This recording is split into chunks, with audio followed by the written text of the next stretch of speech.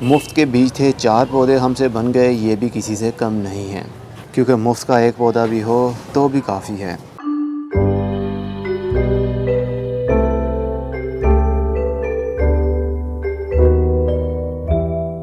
पच्चीस जून 2019। अस्सलाम वालेकुम मेरे दोस्तों, सजनों और बेलियो। मैं हूँ इज़हार अहमद और वेलकम करता हूँ आपको किचन गार्डनिंग चैनल पर। जब गर्मी के दिन आते हैं तो फ़ालसा भी हमें मार्केट में आसानी से मिल जाता है। मई, जून, जुलाई तक ये आसानी से आपको किसी भी फ्रूट वाली दुकान से मिल सकते हैं। तो इसकी सीडलिंग करने का टाइम भी वही होता है। तो चलिए फिर आज इसकी सीडलिंग करके देख लेते हैं। ये नॉर्मली वही फ़ालसा है जो हम खाते हैं, और जब वो पड़ा पड़ा गल जाता है तो उसका पल्प रिमूव कर दिया जाता है और हमारे पास ये इसके गुठली बच जाती है। इसको अच्छे तरीके से वॉश कर लिया है मैंने, और कुछ सीड्स भी बाहर निकल आए हैं, जिस तरह जिसको गिरी कहते हैं। जैसे बादाम होता है छिलके के अंदर से जो निकलता है, उसी तरह इसका बादाम भी बाहर निकल आया। लेकिन कोई बात नहीं, हम जो कवर वाले हैं उसको भी लगाएंगे और जो बिना कवर के हैं उसको भी लगा देंगे। कोई ना कोई तो जर्मिनेशन इनकी शुरू करेगा ही। इसके लिए जो मिट्टी यूज़ कर रहा हूँ मैं, उसमें आधी मिट्टी और आधी कोकोपीट। एक टोकरी के अंदर मैं मिट्टी भर रहा हूँ, 50-50 का कम्बिनेशन। अब ये वाले सीड्स हम लेंगे, इसी तरह लेंगे। बस इसका पल्प मैंने रिमूव कर दिया है अच्छे तरीके से धोने के बाद में। अब इसको हिला देंगे इस मिट्टी के ऊपर। बस सीड के साथ सीड टच नहीं होना चाहिए, थोड़ा थोड़ा सा डिस्टेंस रखना ज़रूरी होता है, ताकि जब उनकी जर्मिनेशन शुरू हो तो एक दूसरे की रूट्स आपस में फ़ाइट ना करें अपनी ग्रोथ को बढ़ाने के लिए, नहीं तो पौधे की ग्रोथ रुक जाती है। ये बहुत ही आसानी से अपनी जर्मिनेशन को शुरू कर सकते हैं। इनमें से एक भी पौधा बन गया तो हमारे लिए यही काफ़ी खुशी की बात होगी, क्योंकि ये बिल्कुल मुफ्त के हैं। फ़ालसे के पौधे को ग्राफ्ट नहीं लगाया जाता, सिर्फ सीड से ही पौधे को लगाया जाता है, और ये 1 साल का होने के बाद में फ्रूटिंग अपनी शुरू कर देता है। तो अब इसको दोबारा से हम उसी मिट्टी से कवर कर देंगे। करीब ½ इंच भी इसको मिट्टी के अंदर दबाया जा सकता है, क्योंकि ये सीड हार्ड होता है तो सीड की जर्मिनेशन में थोड़ा सा टाइम तो लगता ही है। इसलिए मिट्टी के अंदर थोड़ा सा दब भी गया तो कुछ नहीं होता इसको। ओके जी, अब हम इस ट्रे के अंदर पानी भर देंगे। पहली बार में मिट्टी को बहुत ही अच्छे से पानी दिया जाता है कि पूरी मिट्टी गीली हो जाए। कोई सा भी सीड आपने लगाना हो, पहली मर्तबा अच्छा पानी देना इसलिए ज़रूरी होता है ताकि सीड नरम पड़ जाए। जब वो नरम पड़ जाता है तो गलने लगता है और उसके अंदर से स्प्राउटिंग जल्दी शुरू होती है। अगर बीज का कवर फट जाए तो उसके बाद में मिट्टी खुश्क हो जाए, देन हम दूसरा पानी दें तो बीज के गलने के चांसेस ज़्यादा बढ़ जाते हैं। इसलिए फार्मर लोग कहते हैं पहला पानी बहुत ही डिपेंड करता है अच्छी ग्रोथ के लिए। तो हम इसको अच्छे तरीके से पहले वेट कर लेंगे, पूरी मिट्टी को अच्छे से गीला कर लेंगे, ताकि हमें दूसरा पानी जल्दी देने की ज़रूरत ना पड़े जब तक कि इनकी जर्मिनेशन शुरू ना हो। लेकिन अगर देने की ज़रूरत पड़ती भी है तो इतना पानी दें कि मिट्टी हल्की सी नम रहे, और नीचे से ही पानी देना है। ऊपर से पानी देने से काफ़ी प्रॉब्लम क्रिएट हो सकती है। आज है 25 तारीख जून की, तो देखते हैं कब तक सीड की जर्मिनेशन शुरू होती है और क्या हमें रिज़ल्ट देखने में मिलेगा। इसको धूप में रखने की ज़रूरत नहीं है, गर्मी के दिन है, इसको शेडी एरिया में ही रखिए, क्योंकि धूप में बार बार मिट्टी खुश्क हो जाएगी तो पानी देने से सीड हमारे गल सकते हैं। पॉली हाउस है तो पॉली हाउस के अंदर भी रखा जा सकता है इसको, लेकिन बहुत ज़्यादा ह्यूमिडिटी, नमी ज़्यादा नहीं मिलनी चाहिए, नहीं तो सीड को फंगस लगने का ख़तरा रहेगा। इसलिए इसको पौधों की छाँव के नीचे का शेड ही हम देंगे तो सीड की जर्मिनेशन अच्छे से शुरू हो सकती है। तो आप मेरे साथ रहें। हमारे 2 सीड तो जर्मिनेट हो गए हैं। ये देखिए कितने खूबसूरत अंदाज से 2 बीज हमारे जर्मिनेट हो गए, और अभी बहुत सारे सीड्स जर्मिनेट होना बाकी हैं। पानी का मॉइस्चर बना रहना चाहिए, बहुत ज़्यादा पानी नहीं और ना ही बहुत कम पानी। तो चलिए थोड़े से और सीड्स जर्मिनेट करते हैं। 10 दिन बाद हमारा एक पौधा तो अब बड़ा हो रहा है और इसके पत्ते खिल चुके हैं, और जो एक जर्मिनेट हुआ था लेकिन वो सरवाइव नहीं कर पाया और ये मुरझा गया। अभी और कोई भी सीड जर्मिनेट नहीं हुआ। ये वाला सीड आई थिंक वो वाला था जिसके ऊपर छिलका नहीं था।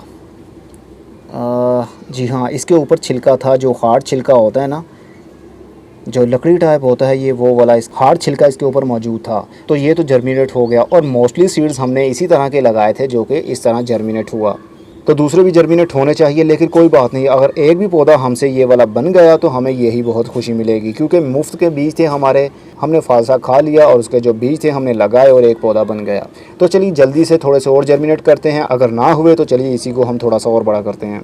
15 दिन बाद, आज है 10 जुलाई। एक ही हमारा पौधा और वो भी अब बड़ा हो गया है, लेकिन इसके अलावा कोई और सीड जर्मिनेशन अपनी शुरू नहीं कर रहा है। हो सकता है वो पड़े पड़े गल गए हों, या हो सकता है फंगस लग गया हो, कुछ भी हो सकता है, कुछ भी कहना मुश्किल है। मैं निकालने की कोशिश कर रहा हूँ। ये देखिए, एक सीड हमारा ये भी है। चलिए इसको थोड़ा सा तोड़ देते हैं और उसके बाद देखते हैं इसके अंदर सीड है या नहीं। ये सीड था इसके अंदर, लेकिन वो गल रहा था। बहुत सारे कवर ऐसे होंगे जिनके अंदर सीड अभी तक मौजूद होंगे और कुछ ऐसे भी होंगे जो गल चुके होंगे, लेकिन फ़िलहाल हम इनको इनके हाल पर छोड़ देते हैं। हमारा फोकस सिर्फ अभी तक इस प्लांट पर होना चाहिए जिसकी ऑलरेडी ग्रोथ बढ़ रही है। अब इसको ट्रांसप्लांटिंग की ज़रूरत नहीं है। बरसात के मौसम के बाद में ठंड के दिन शुरू हो जाएंगे तो इसकी ग्रोथ रुक जाएगी, इसलिए फ़िलहाल के लिए इसको इसी में रहने देते हैं और इसको मैं पॉली हाउस के अंदर रख दूंगा जब सर्दी शुरू होने लगे, क्योंकि सर्दी के दिनों में इसके पत्ते झड़ जाते हैं। चलिए कुछ दिन और इंतज़ार करते हैं, देखते हैं क्या रिज़ल्ट मिलता है। 17 दिन बाद हमारा एक और सीड जर्मिनेशन अपनी शुरू कर गया। अभी हम इसको छेड़ेंगे नहीं, ना मिट्टी की गोडी करेंगे, देखेंगे हो सकता है बहुत सारे सीड्स अभी और भी जर्मिनेशन अपनी शुरू करें। ये पौधा तो अब काफ़ी बड़ा भी हो रहा है, ट्रांसप्लांटिंग के काबिल हो चुका है, लेकिन मैं अभी इसको ट्रांसप्लांट नहीं करूँगा, बल्कि बहुत सारे पौधे जब एक मरतबा बन जाएंगे हम इसी का रूट बाउल पूरा बाहर निकालेंगे और गमले के अंदर, एक ही गमले के अंदर सारे पौधों को शिफ्ट कर देंगे। 26 दिन बाद फालसे के 4 पौधे बन चुके हैं, 4 सीड जर्मिनेट हो चुके हैं और बहुत सारे भी जर्मिनेशन शुरू करना बाकी है, लेकिन पता नहीं उनकी जर्मिनेशन शुरू हो पाएगी या नहीं। फ़िलहाल जितनी हुई है उसमें से हम एक पौधा ट्रांसप्लांट कर लेंगे। जो सबसे पहले सीड जर्मिनेट हुआ वो अब बड़ा हो रहा है, इसको लार्ज स्पेस की ज़रूरत भी है, तो उसके लिए मैं एक तकरीबन 5 इंच का गमला ले रहा हूँ और इसके अंदर मैंने 3 हिस्से मिट्टी और 1 हिस्सा पत्तों की खाद मिक्स की है और इस गमले के अंदर फिल कर ली है। अब मैं एक फिंगर से होल करेंगे। मिट्टी को मैंने पुश नहीं किया है, कॉम्पैक्ट नहीं किया, अभी फ़िलहाल के लिए मिट्टी को सिर्फ भरा है। कोशिश किया करें जब भी पौधों को ट्रांसप्लांट किया जाए तो थोड़ा बहुत रूट बाउल जड़ों के साथ में होना चाहिए ताकि जड़ों को हवा ना लगे। अगर जड़ों को हवा लग जाती है तो नई जगह पर जाने के बाद में एक मरतबा उसकी पौधे की ग्रोथ रुक जाएगी, दोबारा से कुछ दिनों के बाद में वो स्टेबल होगा और नई ग्रोथ शुरू होगी। तो मिट्टी के साथ में जड़ें आ जाएं तो फिर ग्रोथ रुकती नहीं बल्कि वहीं से शुरू हो जाती है। ये देखिए इसकी जड़ें ग्रोथ कर रही हैं। इसके जो नीचे वाले पत्ते हैं उसको हम काट देते हैं, जो सीड के अंदर से निकलते हैं, ये वो पत्ते थे। ओके जी, हमारा एक पौधा बन गया है, इसको हम पानी दे देंगे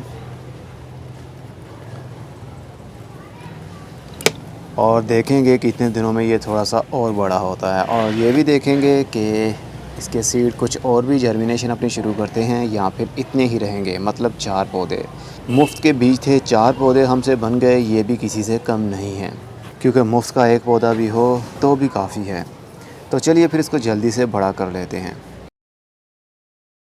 हमारे फालसे के कुछ और बीज भी अब जर्मिनेशन अपनी शुरू कर रहे हैं, जैसे कि ये देखिए ये एक पौधा बन रहा है और ये फिर से एक बड़ा हो गया। 2 ये भी ट्रांसप्लांटिंग के काबिल हैं, लेकिन मैं अभी ट्रांसप्लांट इनको नहीं करूँगा। और यहाँ से जो हमने पौधा निकाला था, चलिए उसकी अपडेट देता हूँ आपको। वक्त के साथ साथ कुछ ना कुछ बीज जर्मिनेशन अपनी शुरू कर ही देते हैं, इसलिए इंतज़ार करना बहुत ज़रूरी है। ऐसे एरिया में मैंने रखा हुआ जहाँ पर डायरेक्ट बारिश नहीं आती। ये है जी वो पौधा जो हमने शिफ्ट किया था।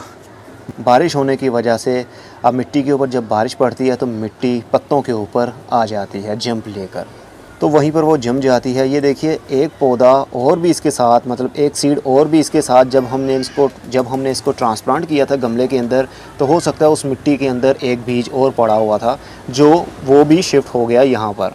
तो अब उसकी जर्मिनेशन भी शुरू हो गई और ये भी एक छोटा सा क्यूट सा पौधा बन चुका है। और बड़े वाला ये है।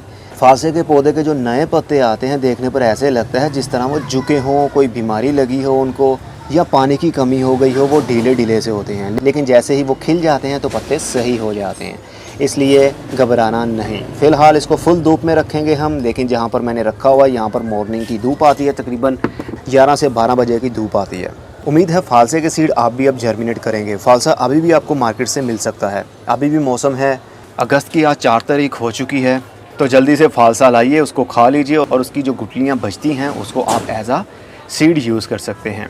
सर्दी के दिनों में इसकी कंप्लीट ग्रोथ रुक जाती है क्योंकि अभी पौधे काफ़ी छोटे हैं, इसलिए पहली सर्दी से इसको बचाना पड़ेगा। बचाने का तरीका बहुत ही आसान है। ये छोटा सा गमला है, पौधा भी छोटा सा है, हो सकता है नवंबर के महीने तक ये 1 फुट तक बढ़ जाए।